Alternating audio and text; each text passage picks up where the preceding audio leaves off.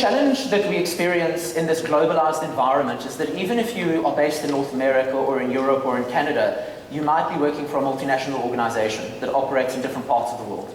And it's very important to take into account the cultural nuances, the strategic nuances, the political nuances of any environment within which you find yourself operating.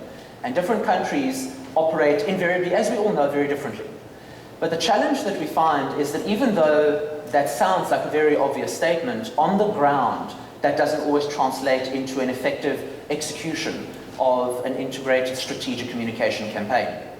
So what I'd like to endeavor to do over the next 45 minutes or so, and leave time for questions, is to take you through some interesting research that we did from an African perspective to understand where communication and internal communication is positioned from a South African perspective, what the challenges are that we experience. And my guess is, having spoken to a lot of people over the last 2 days at the conference, some of the challenges are not unique to us. It's something you're all experiencing.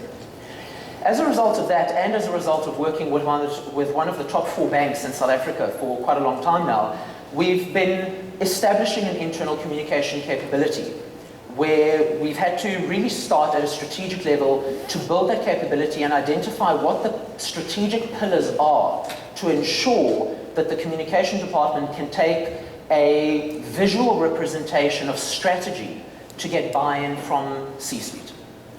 And this is not going to be a traditional case study that has a beginning and a middle and an end, because this is a case study that lives on a business continuum.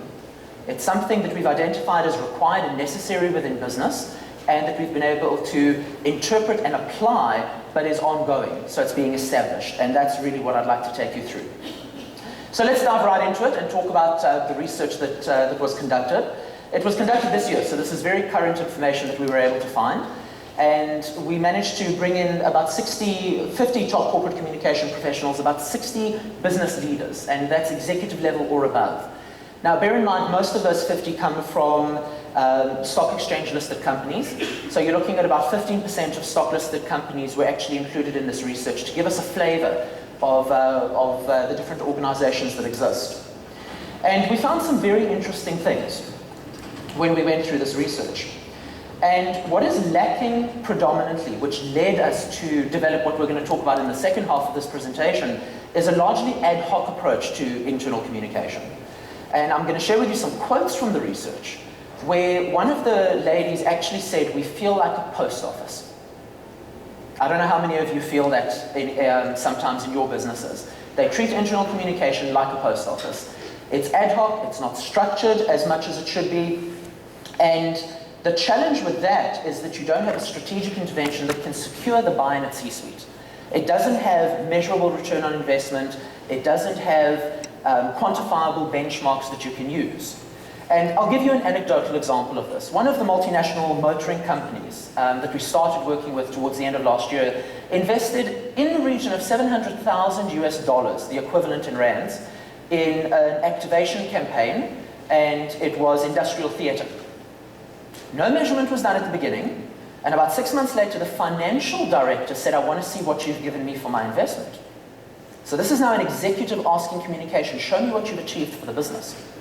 And there was no dipstick that was done. So we did a dipstick, and we established that only 14% of the staff could recall the key message the managing director shared on the day. Think about that, 14% of their staff understood the key message 6 months after it was shared at the cost of nearly $1 million US. So we talk about measurement, and we talk about having the right impact and not acting on an ad hoc basis, making sure that the right structures are in there in order to understand and ensure a consistent delivery.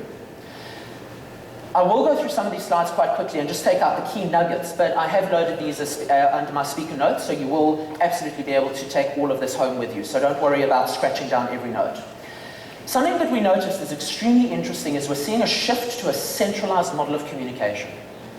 How many of you in your companies are centralized or federated? Let's start. How many of you are centralized communication functions? How many of you are decentralized or federated? Quite a few. How many of you are from North America? Okay. So these are cultural differences as well. These are the result of political interventions, socioeconomic interventions. So those of you who are from North America, bear with me as we go through this, because this is an African perspective. We did this to understand our market. But I think any of you that work for multinationals understand how this is actually happening. What's interesting to see is all of you from North America who put your hand up and said that you are centralized, that is the move that we're going to now. So bear in mind that we seem to be a few years behind you in terms of where some of these strategic interventions are. Now, this is fantastic because traditionally most companies that we interviewed for this found themselves as federated or decentralized business models. And it's very important for communicators, and we certainly found in the research that we did, need to be much closer to business and business terminology in order to understand what the best intervention is for internal communication. Every company that was surveyed did acknowledge the importance of internal communication, and that, I think, for us was probably one of the most encouraging facts. I'll show you some of the statistics just now, but to see that they acknowledge that it's important, senior resources are being appointed, and that is very different to previous years, where internal communicators or even HR were focused on internal communication. But having said that, the vast majority of internal communicators are generalists as opposed to specialists. And that is a significant challenge that we face. Very few had business skills, management skills, or organizational development and change management skills. The majority, in fact, were journalists, being appointed in what is actually quite a niche portion of communication, or a niche discipline of communication. Now, I think linked to that, and as a result of that, we found that there was a lot of focus on operational outputs and process, as opposed to impact-based measurement. And I'll talk about measurement just now to give you an idea about how much measurement is actually taking place. And if we look at this, only 16% of the companies that we surveyed actually plan to involve their line managers in rich media communication. Now, this is a very important point. For us in South Africa, and for most of Africa as a developing market, and I've had a lot of interesting conversations with people from the Asia area, from the Indian subcontinent, and they seem to be very much in the same space with developing markets. The business environment is not as mature as in the Western world, in Europe and in the United States, and we still tend to find that the primary source of information that employees cite as where they want to get internal communication information from is face-to-face line manager communication. However, there's also a strategic need for this. And a lot of companies that I'm working with, multinationals now that are entering the South African environment, operate predominantly on very advanced mechanisms and platforms that do not cater for this need. Now, to give you a very simple example, and it'll come out later when we talk about cultural differences, there's one particular multinational in the retail space that I'm working with at the moment in South Africa. And one of the challenges that they have is that in the Scandinavian country where they are based, they operate largely in a laboratory environment, in a research and development environment, and they're very much very well educated, very well spoken, and it's all an English environment. The workforce they have in South Africa, and I'm going to be very blunt and direct in saying this, are 95% black workers, blue-collar workers. If you're lucky, they finished high school. And that is the audience they are speaking to. And up until 6 months ago, they were speaking to that audience the same way they were speaking to an advanced audience in Scandinavia. That's the bottom line. So what we need to understand when we talk about the cultural nuances is the best way to communicate in African environments. And I've traveled to Nigeria and Kenya and Ghana, and I've done leadership communication and cascade sessions there. Where the rubber hits the road is the ability for us as communicators to provide leaders in the business, supervisors, with the skills to communicate, because largely line managers and supervisors are appointed in their positions for their technical skills, not necessarily their fantastic communication skills, although they all think they're fantastic communicators. And our ability to A, give them those skills and empower them, and B, give them the scripts and the toolkits that they need in order to have the conversations where the rubber hits the road on the ground. And I can tell you, I've worked on mining sites where I've literally, physically been 4,000 feet below the surface having a cascade session face-to-face with staff, because that's where the explanation comes through. And that's a very, very important point. And yet only 16% of companies, in fact, do that. Sorry about that. Some interesting statistics also here. When we talk about measurement, only 30% of the companies we measured actually, or surveyed, measure internal comms on a regular basis. And only 10% test recall and understanding. In other words, only 10% test behavioral change. Did you change the behavior that you sought out to change?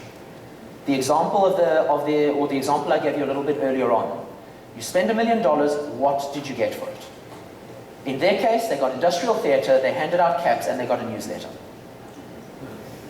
That's the reality.